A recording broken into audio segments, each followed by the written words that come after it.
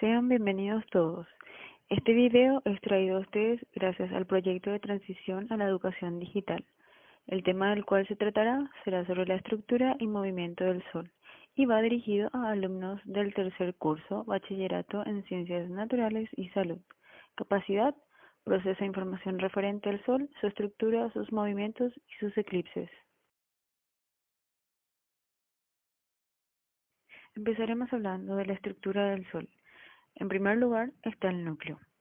Su tamaño es aproximadamente un quinto del radio solar. Allí el Sol produce la energía que irradia gracias a las altas temperaturas, que son aproximadamente 15 millones de grados centígrados, y presiones reinantes que lo convierten en un reactor de fusión. La fuerza de gravedad actúa como estabilizadora de este reactor, donde tienen lugar reacciones en las que se producen diversos elementos químicos. En la masa elemental, los núcleos de hidrógeno se convierten en núcleos de helio, que son estables bajo las condiciones que imperan en el interior del núcleo.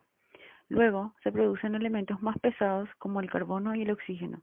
Todas estas reacciones liberan energía que viajan por el interior del Sol hasta esparcirse en el sistema solar, incluida la Tierra.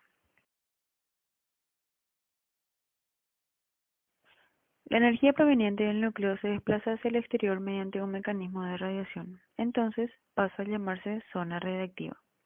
En esta zona, la materia se encuentra en estado de plasma, a una temperatura no tan elevada como en el núcleo, pero alcanza unos 5 millones de Kelvin.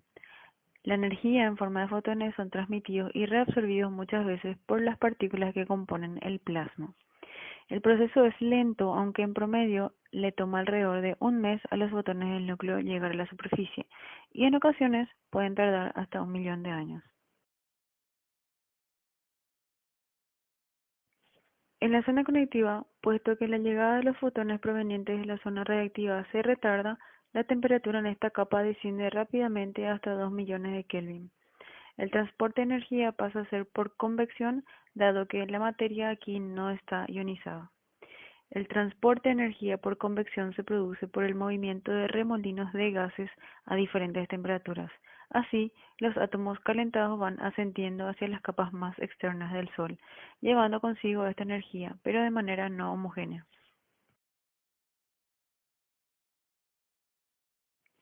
La fotosfera, también conocido como esfera de luz, es la superficie aparente de nuestra estrella. Y es aparente porque el Sol no es sólido, sino que está hecho de plasma, por lo tanto carece de una superficie real. Se puede ver la fotosfera a través de un telescopio provisto con filtro, y luce como gránulos brillantes sobre un fondo un poco más oscuro. Estos gránulos se deben a las corrientes de convección que mencionamos antes.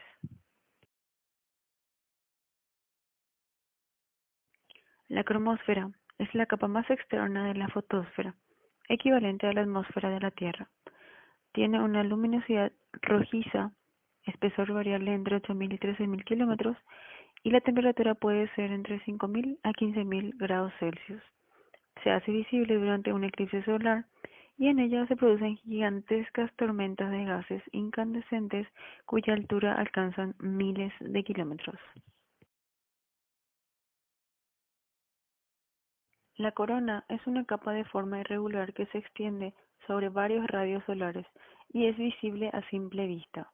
La densidad de esta capa es menor a la del resto, pero puede alcanzar temperaturas de hasta 2 millones de Kelvin. Aún no está claro por qué la temperatura de esta capa es tan elevada, pero de alguna forma está relacionado con los intensos campos magnéticos que produce el Sol. En el exterior de la corona hay gran cantidad de polvo concentrado en el plano ecuatorial del Sol que difunde la luz proveniente de la fotosfera, generando la llamada luz zodiacal, una banda de luz tenue que se puede ver a simple vista tras la puesta del Sol, cerca del punto horizonte desde donde emerge la eclíptica. También se observan bucles que van desde la fotosfera hasta la corona, formados de gas, mucho más frío que el resto, y son las protuberancias solares visibles durante los eclipses.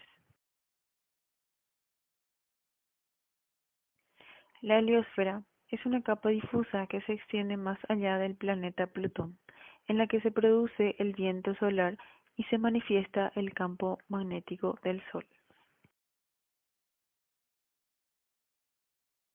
Movimientos del Sol.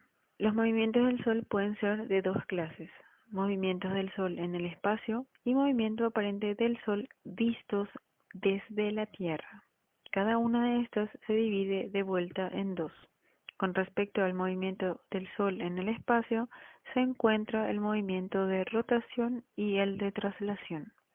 Y lo referente al movimiento aparente del Sol vistos desde la Tierra, se tienen el movimiento diurno y el anual.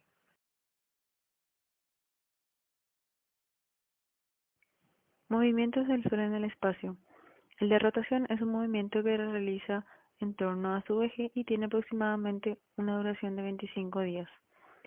El de traslación es el movimiento que realiza en su órbita trasladándose alrededor del centro de la Vía Láctea y dura aproximadamente 230 millones de años.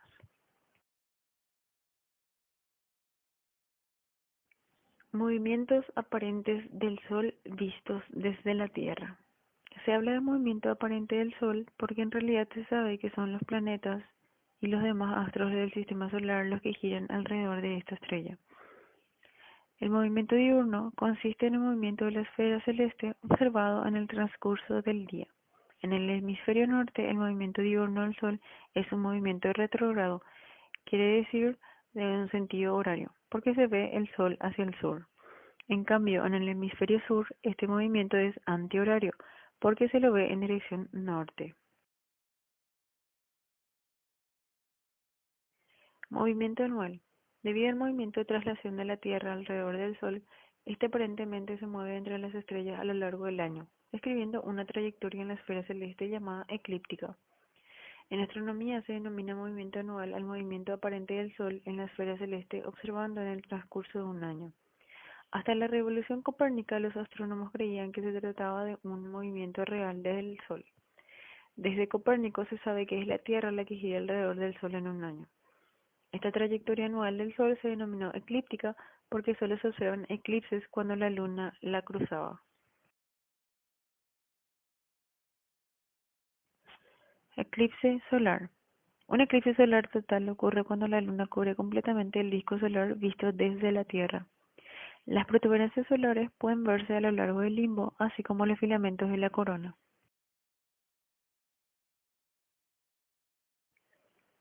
Cuando la Luna se encuentra más próxima a la Tierra, se denomina perigeo, y la umbra alcanza la superficie de esta, un observador verá un eclipse total.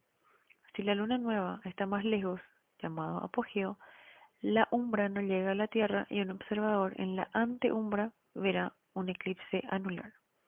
Otros observadores que van en la penumbra apreciarán eclipses parciales. Los eclipses solares son poco frecuentes porque la sincronización de la luna nueva con el Sol y la Tierra deben ser exactas. Además, la excentricidad de la órbita de la Luna a menudo lleva a esta lo bastante lejos de la Tierra como para que su tamaño aparente no sea lo suficientemente grande como para bloquear el Sol por completo. La totalidad solo se da a lo largo de un estrecho camino sobre la superficie de la Tierra trazado por la sombra lunar. Dado que mirar directamente al Sol puede provocar daños permanentes en los ojos, para observar un eclipse solar se utilizan protecciones oculares especiales o técnicas de visión indirecta. Es en teoría seguro ver la fase total de un eclipse a simple vista. Sin embargo, es una práctica muy peligrosa, ya que la mayoría de las personas no están entrenadas para reconocer las fases de un eclipse. Y esta fase puede durar más de 2 horas, mientras que la fase total solo llega como máximo a los 7 minutos y medio, y es con frecuencia la más corta. Hemos llegado al final del video. Agradecemos al voluntariado del proyecto TED. Edición y audio del video, Norma Araujo.